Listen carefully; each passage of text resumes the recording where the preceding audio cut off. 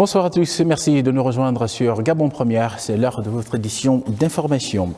À la une de l'actualité aujourd'hui, le président de la République qui séjourne en Côte d'Ivoire s'est rendu ce matin à Yamoussoukro rendre un hommage au feu président Félix Houphouët-Boigny avant de s'incliner à la basilique Notre-Dame de la Paix. Regardez.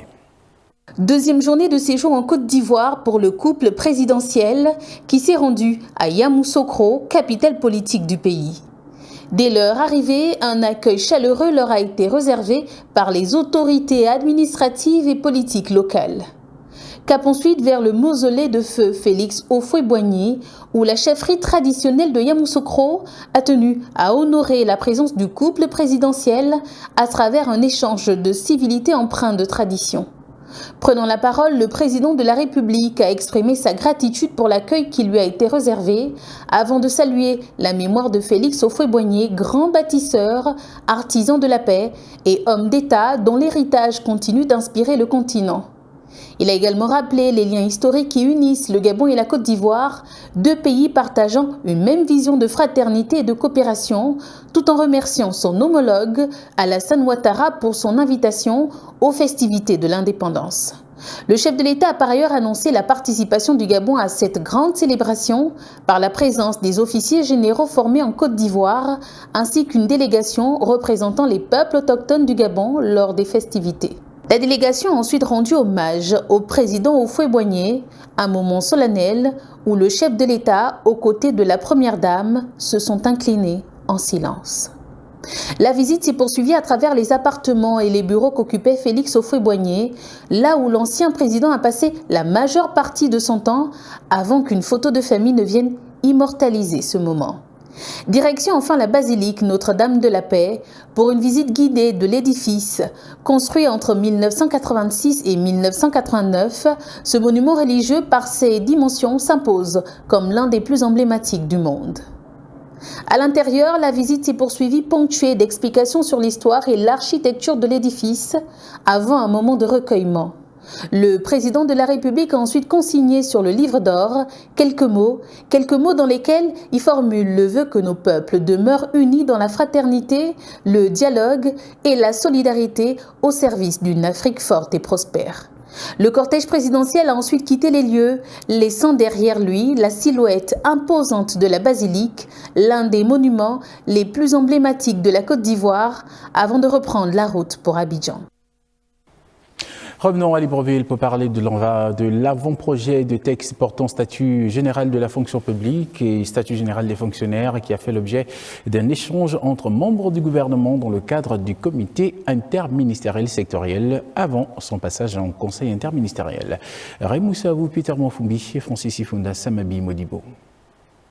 Le comité interministériel sectoriel consacré à la réforme de la fonction publique a réuni les membres du gouvernement autour du vice-président du gouvernement, Herman Imongo, avec pour objectif échanger sur l'avant-projet des textes relatifs au statut général de la fonction publique et au statut général des fonctionnaires afin de parvenir à un accord avant leur examen en conseil interministériel. Nous sommes dans la logique de l'alignement des textes à la nouvelle constitution, ça c'est le premier niveau, mais aussi au deuxième niveau, c'est les textes de la fonction publique datent de plus d'une vingtaine d'années.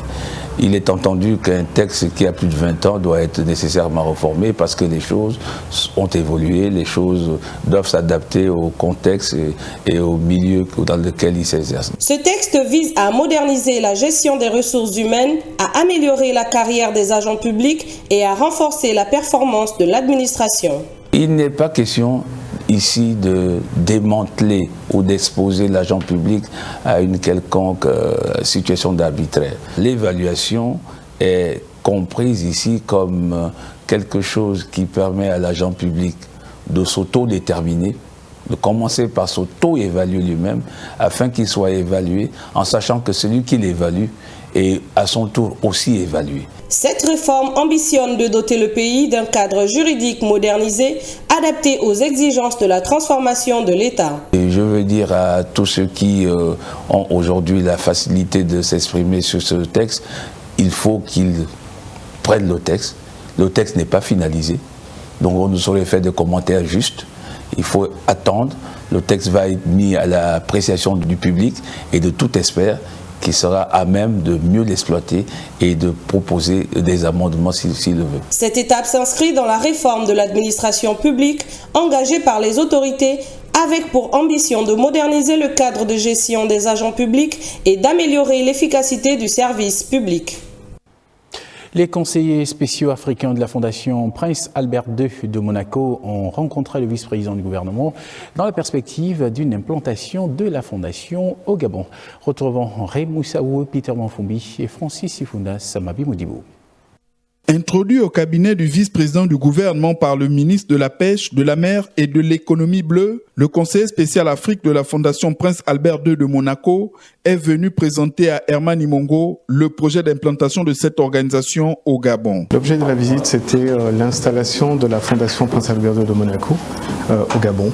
Donc nous avons vu effectivement avec monsieur le vice-président les termes et l'engagement de la Fondation qui va se tenir au Gabon. Cette audience a également permis de présenter les missions et les domaines d'intervention de la Fondation basée en Principauté de Monaco, tout en explorant les opportunités de partenariat avec le Gabon. C'est une fondation qui a vocation sur la protection de l'environnement, tout ce qui est marin, tout ce qui est écosystème. Le choix du Gabon regroupe tout ce qui est environnement pour la Fondation Prince Albert II de Monaco, donc c'est pour ça que le choix a été porté sur le Gabon. Cette première prise de contact ouvre la voie à une coopération entre le Gabon et la Fondation Prince Albert II de Monaco, une collaboration qui pourrait déboucher sur la mise en œuvre des projets en faveur de la protection de l'environnement, de l'économie bleue et du développement durable.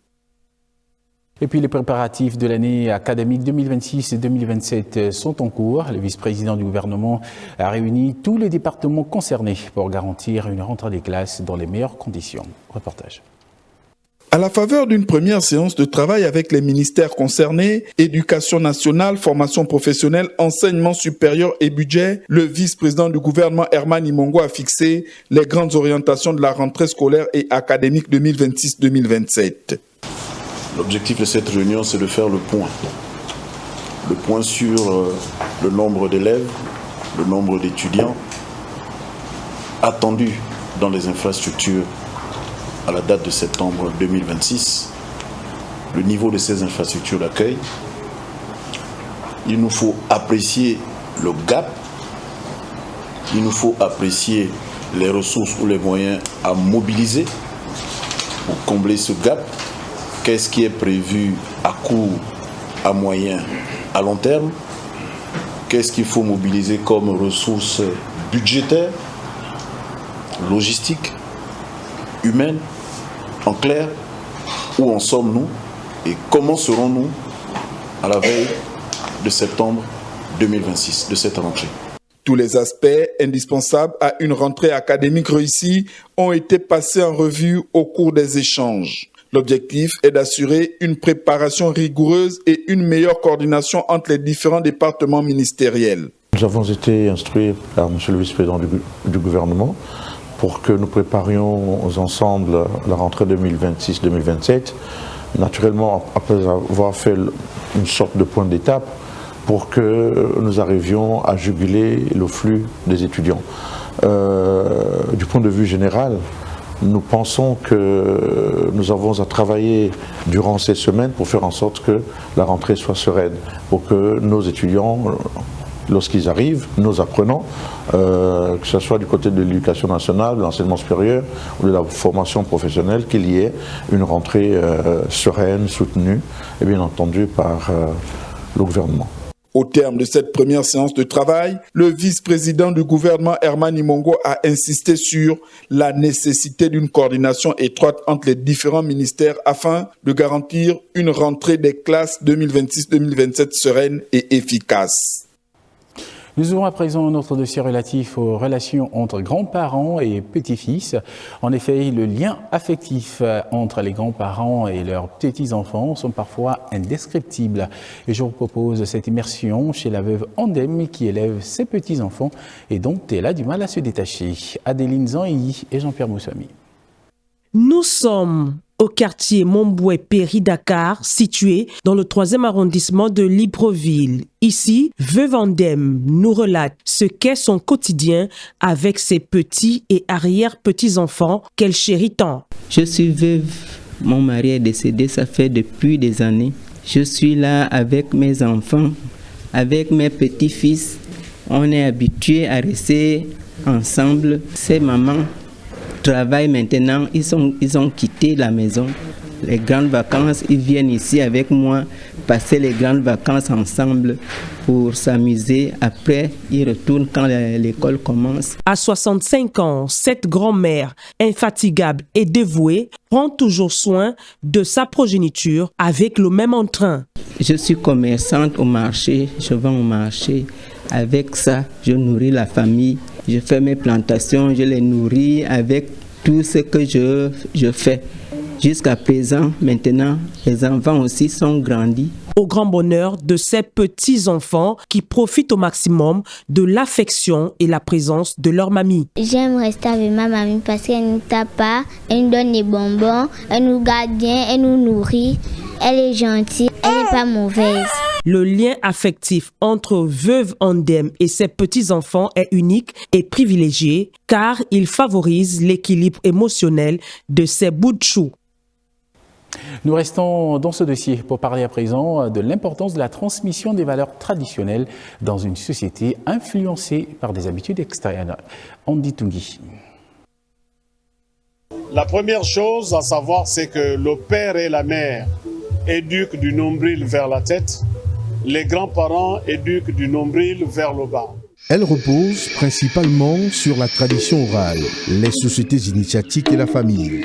Malgré les défis de la modernité, la transmission des valeurs traditionnelles au Gabon dépasse le cadre physique, elle va au-delà. Dans l'initiation visible ou invisible, il n'y a pas de tabou. Pour ceux qui ont grandi au village, qui accepte qu'on initie par exemple la petite fille au Lissimbu? C'est la grand-mère qui est déjà matrone au Lissimbu. Qui accepte qu'on initie le petit-fils au Ndjobi? C'est le grand-père qui est déjà initié au Ndjobi. Et c'est pourquoi vous verrez dans nos foyers que les questions auxquelles les parents ont des réponses mais qu'ils hésitent à transmettre, généralement le père ou la mère dit au petit-fils ou à la petite-fille, va demander à ton grand-père ou va demander à ta grand-mère. D'aucuns estiment que la transmission des valeurs est une autre forme de sorcellerie, pendant que les défenseurs de la culture voient plutôt un berceau de connaissance et de protection. En termes d'interprétation de valeurs et de transmission, je vais prendre une image. Aucun père ne peut se déshabiller devant son fils. Aucune mère ne peut se déshabiller devant sa fille. Le grand-père se déshabille facilement devant le petit-fils. La grand-mère se déshabille facilement devant la petite-fille. Il y a déjà là une forme d'intronisation de ce que le petit-fils entre facilement dans l'univers du sacré du grand-père. Et la petite-fille rentre facilement dans l'univers du sacré de la grand-mère. On parle de sorcellerie en réalité parce qu'il n'y a pas d'interdit entre le grand-père et son petit-fils, entre la grand-mère et sa petite-fille. C'est pourquoi on parle de sorcellerie.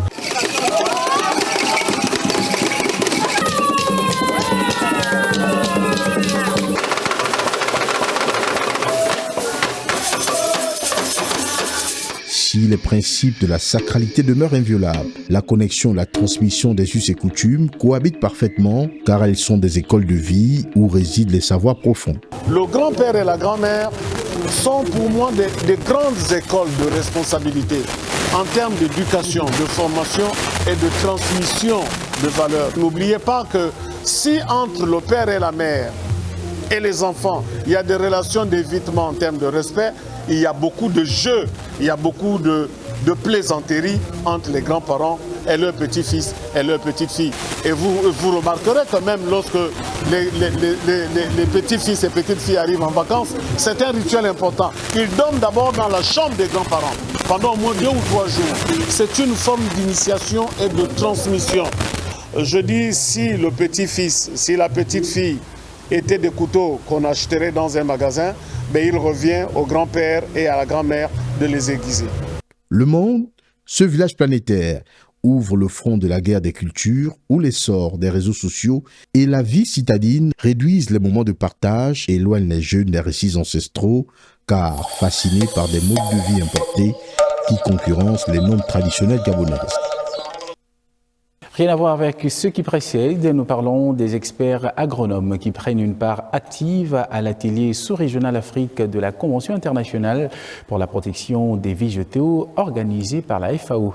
Ces experts devront mettre à contribution leur savoir-faire pour la protection des végétaux afin de promouvoir une agriculture plus performante, durable et résiliente. Rodrigue Mukanzandaï et Bertrand Saga. Apporter leur expertise au secteur agricole afin d'améliorer la production, la nutrition et la gestion durable de l'environnement pour de meilleures conditions de vie des populations. Tel est l'objectif de la participation des experts agronomes gabonais à cet atelier régional de la FAO. Nous avons un certain nombre de normes sur lesquelles nous devons plancher pendant cet atelier pour pouvoir définir la position de l'Afrique qui sera ensuite discutée avec les positions des autres régions. Une première participation particulièrement remarquée, portée par des travaux concrets axés sur l'amélioration des systèmes de production agricole et des chaînes de valeur, notamment à travers la détection et la lutte contre les organismes nuisibles. Nous avons opté pour l'exposition des posters. Ces posters mettent en évidence ou en valeur nos chercheurs gabonais, dont nos compétences, tous les travaux qui sont menés dans le domaine agricole. Donc ici, vous avez les travaux des chercheurs de l'IRAF et ceux de l'Université des sciences et techniques de Massoukou qui contribuent également à la sécurité alimentaire, non seulement de notre pays, mais aussi pour le continent et au-delà. Le Gabon dispose désormais d'experts nationaux spécialisés dans la protection des végétaux dont la mission est de garantir la santé phytosanitaire des cultures et de contribuer au renforcement de la sécurité alimentaire. Tout en saluant les avancées enregistrées, ces experts appellent les pouvoirs publics à renforcer leur accompagnement afin de consolider les acquis et de relever les défis du secteur. Plus d'une tonne de cannabis saisie au terme d'une opération menée conjointement par l'OCLAD, la DGDI, la DGR et la DGCS. Une opération d'envergure qui a permis de démanteler un vaste réseau présumé de trafic. Bienvenue Nelkem et Jérémy Indou. 51 sacs de cannabis, soit 1350 kg de drogue. C'est l'importante quantité de stupéfiants saisis au terme d'une opération menée conjointement par la DGR, la DGDI, l'OCLAD et la DG6. Partie du Nigeria, la cargaison a été acheminée par pirogue jusqu'au large des côtes gabonaises. Selon les premiers éléments de l'enquête, le cerveau présumé de ce trafic se nommerait Godwin. Basé au Nigeria, il aurait orchestré toute l'opération, tandis qu'au Gabon, un certain Joël, actuellement en cavale, devait réceptionner la cargaison. Je faisais le clando chaque soir. Donc c'est là que j'ai connu M. Boussari Lati. J'avais mis la musique Yoruba qu'il écoutait et c'est là qu'il me posait la question sur Yoruba. Je lui ai dit oui, je suis Yoruba. 4 jours après, il m'appelle et je lui ai indiqué la maison, il est venu. C'est là qu'il me faisait comprendre qu'il est dans l'histoire de cannabis. Il a dit ok, il m'a dit je vais l'aider à transporter les sacs aux endroits où il va livrer ses marchandises. Les investigations ont permis l'interpellation de 8 présumés membres de ce réseau de trafic international de stupéfiants. Il a pour habitude de venir me livrer le cannabis. Ça fait il y a 2 ans aujourd'hui, je suis dans la vente de cannabis. Elle m'a proposé un transporteur pour l'aider à transporter une marchandise. Quelle marchandise? Le cannabis. Estimé à près de 80 millions de francs CFA sur le marché illicite, cette saisie constitue un nouveau coup porté au réseau criminel opérant dans la sous-région. Présentés devant la justice, les 8 mises en cause ont tous été placés sous mandat de dépôt le lundi 3 août 2026. Ils séjournent désormais à la prison centrale de Libreville, tandis que les investigations se poursuivent pour retrouver les fugitifs et démanteler l'ensemble du réseau. Et puis, à quelques jours de la célébration de la 17e journée nationale du drapeau, les préparatifs s'intensifient à travers le pays. Mais au-delà des célébrations, connaissez-vous l'histoire de cet emblème national? Quand a-t-il été conçu et adopté par les représentants du peuple? Alain Zouin-Demezo nous relance. Le drapeau d'un pays constitue incontestablement un des éléments indéniables de son patrimoine national. Symbole qui caractérise puissamment une nation sur le plan international, le drapeau gabonais mérite, avant la célébration de sa journée, une attention particulière. L'histoire retient qu'en 1946, l'Union française permettra aux peuples issus des colonies à disposer d'eux-mêmes. Et le 23 juin 1956, l'Assemblée nationale française va adopter un projet de loi qui ouvrira la voie à la décolonisation des territoires français. Le Gabon devient ainsi un pays autonome, mais pas indépendant. À cette période, le drapeau gabonais est transitoire, formé de vert, jaune et bleu, avec, dans le canton supérieur gauche, le drapeau français. Dans le livre de Gaston Rapochombo, intitulé « Le président Léon Mba et les débuts de la République », il apparaît clairement que 2 députés du Moyen-Ogooué, dont Sosa Simawango du BDG, Bloc démocratique gabonais du président Léon Mba, et François Meillet de l'Union démocratique et sociale gabonaise, UDSG, d'Obam Eyege, vont s'affronter pour déterminer le nouvel emblème de la République gabonaise. À la fin des discussions vives, la commission proposera à l'unanimité de prolonger la bande verte, supprimant ainsi les couleurs du drapeau français afin de rendre celui du Gabon plus harmonieux et plus simple. La bande jaune aura donc les mêmes dimensions que la verte et la bleue. Le 29 juin 1959, 3 ans plus tard, la commission proposera l'adoption définitive du drapeau gabonais. Et le 9 août 1960, par la loi 54/60, le drapeau gabonais est totalement adopté. La fin de cet épilogue aura lieu le 17 août 1960, le jour de l'indépendance, lorsque celui-ci se verra hissé fièrement, redessiné avec 7 rubans de même dimension, symbole de l'unité et de la prospérité de la jeune République gabonaise.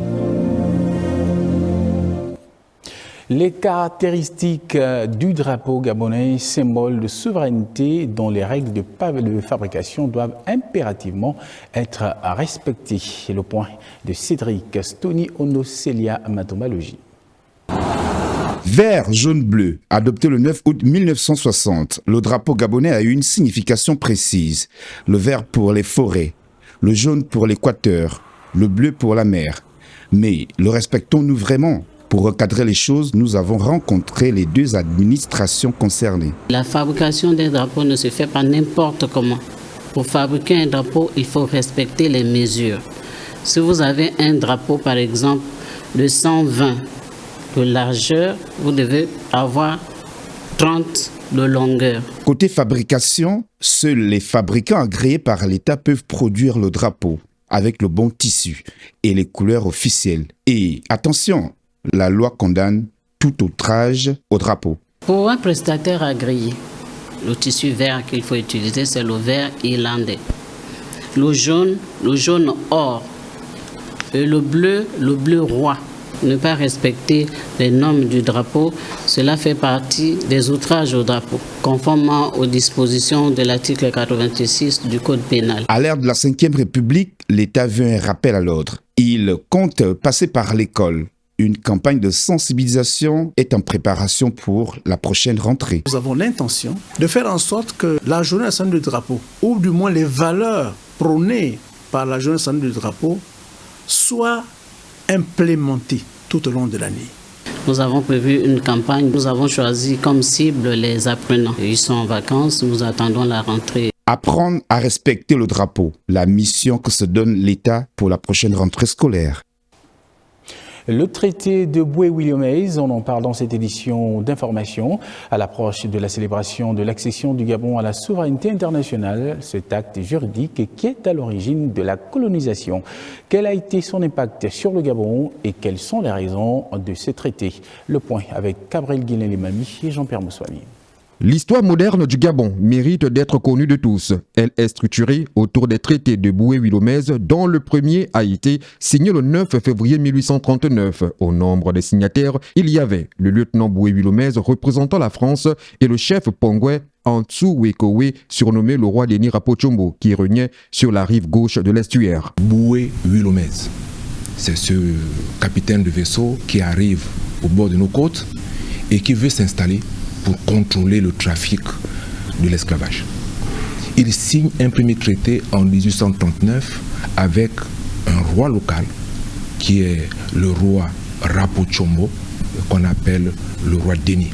Cet accord de 1839 prévoyait la cession de 2 lieues de terrain tout au long des côtes en échange des marchandises et de protection militaire. Et le but politique était d'établir une alliance offensive et défensive tout en permettant à la marine française de surveiller la côte et de construire des infrastructures pour réprimer le trafic d'esclaves. Il s'installe donc dans la zone qu'on appelle aujourd'hui la Pointe Denis.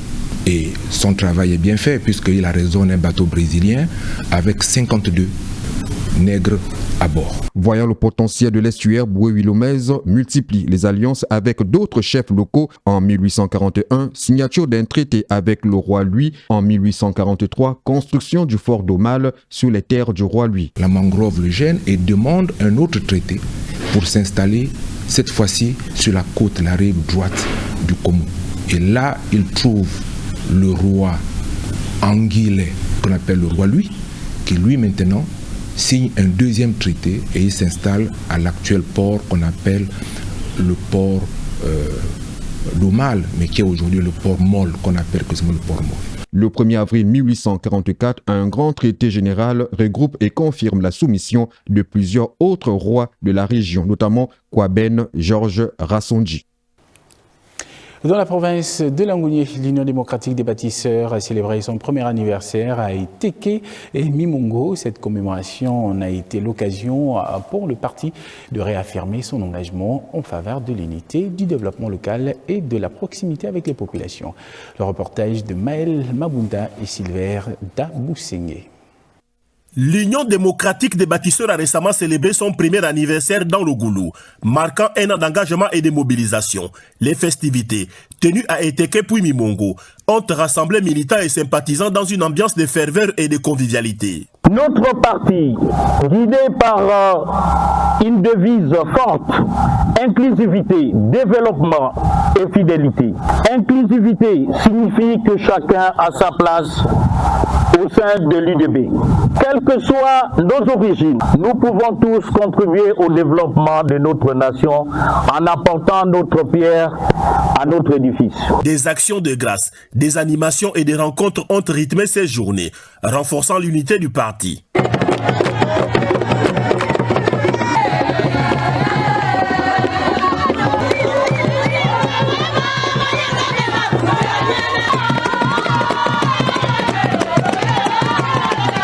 Les responsables ont affirmé leur dévouement au développement du département et à la consolidation des acquis, post-coup de libération du 30 août 2023. Ce jour était un jour particulier parce qu'on doit se serrer les coudes pour préparer l'avenir.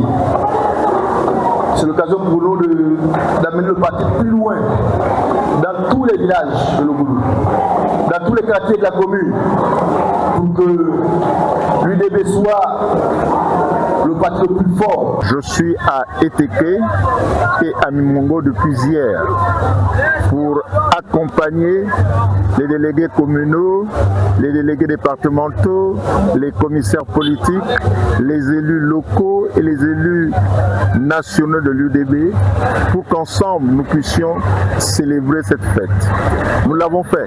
Cet anniversaire a souligné la dynamique du parti et ses perspectives à venir. La page sport de cette édition, nous allons au stade dialogue de Tchibanga où se joue actuellement le championnat national féminin des moins de 20 ans. La province de l'Essuaire se qualifie pour les demi-finales après sa victoire 4-0 face à la province du Haut-Ogooué. Et dans la poule B, c'est la province de Langounié qui s'est imposée 6-0 face à celle de Logoué-Lolo. Charles Ogola, Rodolphe Yelevé. Nous voici donc à la deuxième journée du championnat national féminin de moins de 20 ans. 3 matchs au programme. Dans la poule A, l'Anyanga, à domicile, se relance face à Logoué-Ivindo dans le derby des mal classés de cette poule en battant le G6 sur le score de 2-1. Dans l'autre rencontre de cette poule A, l'Estuaire en confiance concrétise 2 tirs au but et 2 réalisations durant la partie pour assurer définitivement sa qualification en demi-finale de ce championnat national féminin de moins de 20 ans, malgré, signalons-le, la bonne prestation altogovéenne à saluer. C'était plutôt ride au départ, mais bon, les filles se sont adaptées malgré le stress et tout, on s'est adapté en deuxième période. Dans le groupe B, Langounié intensifie la souffrance de Logoué-Lolo en les battant sur le score de 6-0. Le G7, par son attaquant vedette surnommé Messi, obtient tout de même le trophée de femme du match par l'entremise de cette dernière au regard de sa prestation XXL et de sa popularité incontestable. Nous avons gagné ce match. Au début, nous avons estimé que ce n'était pas de joueuse. Mais après, on s'est discuté sur le terrain, ce n'était pas normal. Mais après, on s'est rattrapé. Pour la fin de cette deuxième journée du championnat national féminin de moins de 20 ans, ce jeudi, le Moyen-Ogoué sera face à la redoutable équipe du Wellington. Voilà, c'est sur cette note sportive que se referme cette édition d'information. Merci de nous avoir regardés. Je vous souhaite de passer une excellente soirée accompagnée de nos programmes. Bonsoir, à demain.